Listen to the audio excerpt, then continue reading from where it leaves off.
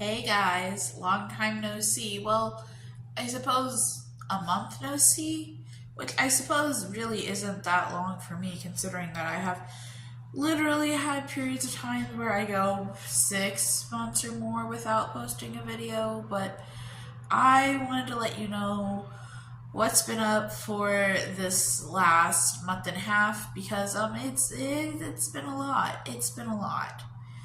So I actually tried to film this video while I replaced my sensor because I oftentimes see people with diabetes like posting update videos where they change their sensor. But what I discovered is that I am bad at that. There's no other way to put it. I tried to film that video and it was bad. I also learned that my phone now has a 25-minute recording windows, so hopefully I don't get cut off in the middle of a sentence, but if I do, I will finish up what I'm doing. Let's see, I'm already a minute in and I've got literally a month and a half to tell you about. So things kind of started to go downhill in the middle of September. I had a kind of a mood episode where I had a few days where I was depressed and couldn't do much of anything, including my schoolwork. And so I missed a video upload. But then I was on TikTok and I saw somebody posting about professors being difficult, and that's kind of where that video, that 10-minute vertical video that I posted on TikTok and then I posted on here, that's where that came from. And doing the math, I think that about 4 days later I ran out of insulin. I had also signed up to work with this marketing director because even though I made that great video about how I like making content for all, well, at the time 25, and I think when I'm recording this 36 of you, that doesn't mean that there's not pressure to grow my subscriber base and to reach more people, because I go back and forth about, is this channel about me sharing my journey and I don't care who sees it because it's a way for me to reflect, or is this channel about spreading awareness? And if so, then I'm not really spreading awareness if I'm yelling into the wind, which I don't, after some reflection, I don't feel like it's yelling into the wind, even if I only get 10 views on a video. Just because for me, this channel has a lot of sentimental value. It has really shared my journey. Actually, it's helping me in being able to go back through when I see new doctors, because I'm seeing a lot of new doctors, more on that in a minute, to be able to go through and say, oh, this is what I was dealing with. Oh, at this time I was dealing with getting sick on undigested food. Oh, at this time I started dealing with coughing being my gag, which is super, super annoying, let me tell you. I was in the middle of meeting with Stefan, and that's where those 2 shorts that were posted at the beginning of October came from. No one watched them, which is okay. I probably wouldn't either. Nothing against Stefan. It's just that, that's not the content that you guys expect from me. And this channel is not meant to be trendy. This channel is to just be an honest update on my life. So, but between when I posted those shorts and when I posted my last video, the 10-minute TikTok video, I also ran out of insulin. And I told myself I was going to wait until I got paid again to be able to get more. And 4 days later, my ketones were off the charts. Literally, my ketone test strip was black. For reference, for those of you who don't know, ketone test strips are supposed to be tan if you have no ketones, or pink if you have some ketones.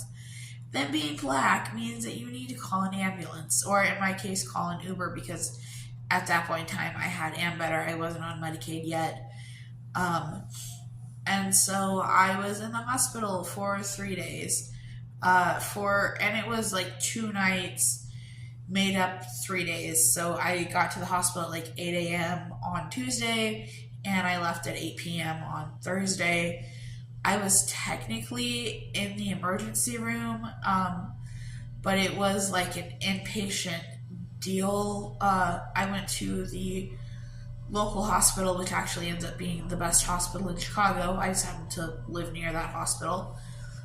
And they have their regular standard ER, and then above their regular standard ER, they have their it's called an observation unit. So it's in between a regular ER and a inpatient unit. So you get inpatient level of care, but you're still in the ER, so you can be let go at any time of the day, depending on whenever you're stable. And I had a telehealth appointment while I was in the hospital, so they didn't let me go until after my telehealth appointment. So that's why I didn't get released until 8 o'clock at night. And then I got out and I was dealing with high blood sugar, but I had been given all of the insulin that the hospital thought that I needed for a month, which was not anywhere near what I actually needed. And then I came home. I did the best I could for like a week, and then I went back to this hospital because they have what's called I don't want to say what it's actually called, because I think if you actually Google it, then you'll be able to see where I live and see what hospital I'm going to. But like I said, it is the best hospital in Chicago, in my opinion. And they have a clinic for people who have been hospitalized, but they don't have a team. For people who need a team. So like I'm someone, because I have complex medical needs, that I need a team. And so they have a team of primary care physicians, therapists, pharmacists, endocrinologists. I think they have a GI. They have psychiatrists. They have just an entire team of people that meet with patients on a short-term basis. So they meet with you for 4 to 6 months, and then they transition you into permanent care, depending on what your insurance covers. Now we're up to the beginning of October. I go to the appointment, and I believe at that point it was 3 appointments. It was meeting with the social worker, meeting with the pharmacist, and meeting with the primary care doctor. And they told me they wouldn't be able to keep seeing me because I had private insurance that they didn't take. But then at that appointment, they looked me up to see where my Medicaid application was. And they ended up seeing that my Medicaid application had been approved that morning. So they set me up with a whole bunch of follow-up visits where I follow up with their psychiatrist, their counselor, their therapist, their pharmacist, a primary care doctor, an endocrinologist. And I think that's all that I have for now.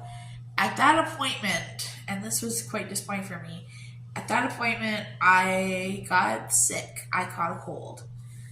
And I came home. Oh yeah, and I forgot to say, so I had 3 papers due this week between when I got out of the hospital and when I went to that appointment. And I did one on Wednesday. So I had stuff for the Hawkeye on Monday, Tuesday, Wednesday, Thursday that took up my entire life. On Thursday, I did some posts for my online class. On Friday, I wrote one paper for one class. On Saturday, I wrote one paper for another class. And then by the time Sunday rolled around, I was so sick, my brain didn't work. And so now I did end up having to go to the emergency room because my heart rate was high and my blood sugar was high. But by the time I got seen in the emergency room, my blood sugar, I hadn't eaten for 12 hours, so my blood sugar was in normal range, so it looked like I was well controlled when I wasn't. I got the CGM approved, which made me quite happy. It literally, it is, having a CGM for someone with diabetes that's on insulin is literally life-changing. I'm able to make choices in real time that affect my diabetes because I can see what different foods do to my diabetes. I'm not just spot checking, I'm seeing what's happening overall, and my team is seeing the bigger picture. I love that. So I went to the emergency room, everything was fine, no COVID, no anything that they can test for, so it was just run-of-the-mill standard cold that was just really bad. And I spent 2 weeks getting over it. And now we are up to last week. And specifically, we're up to last Friday, which is when I had. So at some point, my stomach issues started coming back. This whole time, I've still dealt with not having hunger, fullness, and just kind of ignoring the lack of hunger and like using my mental hunger to eat anyway, and just kind of judging what I should eat based on how much I think I should eat, which is a really bad system, but that's kind of the only system that I have to go off of. Because if I ate based off of hunger and satiety, I wouldn't eat, or I would just take 3 bites. But what started happening was that I started feeling full. I started feeling nauseous. I started throwing up again. I'm eating much better than I was the first time around with the stomach issues, but they're still there. And I had also talked to my doctor about some breathing difficulties that I had been having before the cold. But that every time that I go to the emergency room, they are like, we need to take a chest x-ray to make sure you don't have pneumonia because you're having a hard time breathing. And so last Friday, I went for PFTs, pulmonary function tests. If you don't know what those are, you can easily search them on YouTube, and I'm sure that every single vlogger that has a lung condition has done a video, except for Chronically Jackie. I don't think that she ever did a PFT test. Or I'm not saying that Jackie never did a PFT test. She never showed on camera doing a PFT test. I think she does talk about doing a PFT test in her asthma video, but I haven't watched the asthma video in a long time. So I did PFTs, and I met with my therapist, and I met with the pharmacist, and I've been meeting with the pharmacist every single week to adjust my insulin, and now we're on a much better regimen, and that's kind of where I'm at. I don't know I guess I do have one more doctor's appointment to update on, but I know that my big 3, my EVF1, my lung capacity, I think is what it is, and my gas diffusion, those 3 were either normal or on the high side of normal for my height and weight. And I think it's weight, height, age. But anyway, based on those calculations, the 3 big numbers are normal. But my test apparently was only mostly normal, according to my doctor, and she said that she's going to talk about that when I see her in 1 week. I was supposed to see my primary doctor today, but since I saw the endocrinologist on Wednesday, she didn't want to see me again today, which, by the way, I'm very grateful for, because that would have been 6 doctor's appointments in 4 days. I would much rather do 5 doctor's appointments in 3 days. It's much easier to do it that way. So now I think it's time to talk about that endocrinology appointment. And I had a bunch of questions. Do I actually have type 1? Do I have some type of genetic type of type 2? Should we go on the pump? Should we go to an insulin carb ratio? These are the types of questions. To hit the high points, we did go to an insulin to carb ratio. I'm probably not going to share that until we are confirmed that we're staying. So until I see the pharmacist and she decides that, yes, you are stable, we're staying with these numbers, I'm not going to share that until that point, because I want to make sure that I'm sharing more accurate information. Because if you watch my stabilizing on Humalog video, spoiler alert, I did not stabilize on when I first started taking Humalog. Then you know that I shared my dosage in that video, and my dosage has changed dramatically since I filmed that video. It's gone up, then it went down, and now it's back up. And now it's changed because I started with doing a mealtime plus correction, and we decided on Wednesday to change from mealtime from a set number plus a correction to a carb ratio plus a correction. And that's because largely of my stomach problems. I was having to determine how much I ate based on my blood sugar. And, well, I mean, you should always determine what you eat based on your blood sugar, but I was having to force myself to eat food that I really couldn't eat because my blood sugar was basically, I would either eat 45 or 60 carbs, which is kind of recommended for diabetics, but I would do that based on my dose of insulin, where my blood sugar was when I took my insulin, and whether or not I had to take a correction. So like if I was at 152, that's high enough to take a correction. I would be forcing myself to eat 60 carbs, and a couple of times I threw up because I had to force myself to eat when I didn't want to eat because I had to do that to keep my blood sugar from going low. In case you're wondering what I did in 2021, I was not on mealtime insulin in 2021, and I would essentially keep like the 32-ounce things of Gatorade on my stand, and I would sip Gatorade and check my blood sugar and kind of do it that way. If I had to do it again, I would probably include Ensure and have like an Ensure meal for breakfast, lunch, and dinner, and then had Gatorade in between to keep my sugars up.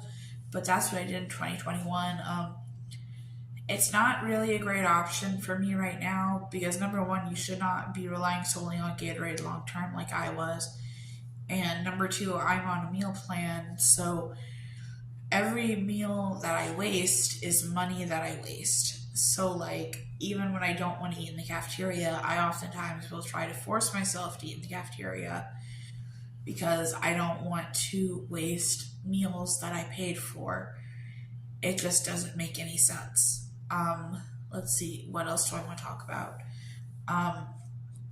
And we are testing for type 1. We did all of the standard type 1 tests. So we did all four of the like antibodies that are commonly found with type 1. So not just the LATA antibodies, but all four types of antibodies. I can't remember what they are, and they were all negative, which leans towards type 2. But we're doing one more test on Friday, which is the C-peptide test, which is a test to see how much insulin your body is making. So if your body is making a lot of insulin, not a lot of insulin, or the correct amount of insulin.